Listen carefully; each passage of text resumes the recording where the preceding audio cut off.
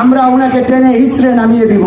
তাই ওনাকে সসম্মানে বলতেছি, উনি একদিন হলেও এই কলেজে দায়িত্ব পালন করেছেন, আমাদের টিচার ছিলেন, কিন্তু ওনার কুকর্মের কারণে আমরা আজকে ওনাকে টেনে হিচড়ে নামাতে বলতে বাধ্য হয়েছি। তাই আমরা বলতে চাই, ওনাকে এখনো সসম্মানে পদত্যাগ করার জন্য আহ্বান জানাচ্ছি, না হলে কিন্তু ছাত্রছাত্রী উঠলে যাবে। দাঁড়িয়েছি, আপনারা দেখেছেন বাংলাদেশের আপামর ছাত্র জনতা পুরো রাষ্ট্রকে সংস্কার করার জন্য এই স্বৈরাচারকে উঠিয়েছে। আজকে যে আমরা দুইজনকে উদ্দেশ্য করে জানিয়েছি, শুধু এইটাই না, এইটা দিয়ে আমরা কোম্পানিগঞ্জের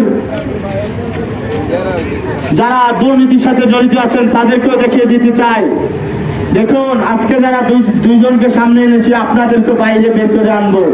আপনারা সতর্ক হন, যারা গোপনে গোপনে দুর্নীতির সাথে জড়িত আছেন তাদেরকে সতর্ক করে দিতে চাই, আপনারা সতর্ক হন। বাংলাদেশে ছাত্র সমাজ থাকতে আর কেউ দুর্নীতি করে পার পাবে না। এই বাংলাদেশের যারা বিগত দিনে স্বৈরাচারের ছত্র ছায়ায় দুর্নীতির পাহাড় গড়েছেন, তাদেরকে পাহাড় থেকে, পাহাড়ের মসনদ থেকে মাটিতে টেনে হিঁচড়ে ফেলা হবে। ছাত্র সমাজ জেগেছে, ছাত্র সমাজের সক্ষমতা বাংলার মানুষ দেখেছে। ছাত্র সমাজ জাগলে কি করতে পারে বাংলার মানুষ দেখেছে। আজকে শুধু আমরা 48 ঘন্টার আলটিমেটাম দিতে চাই।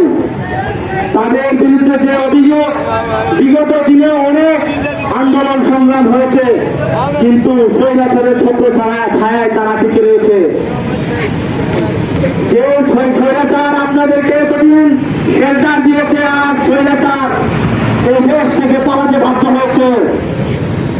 যেহেতু আমরা এই প্রতিষ্ঠানের প্রাক্তন শিক্ষার্থী, আপনাদেরকে সসম্মানের সহিত 48 ঘন্টার আলটিমেটাম দিচ্ছি।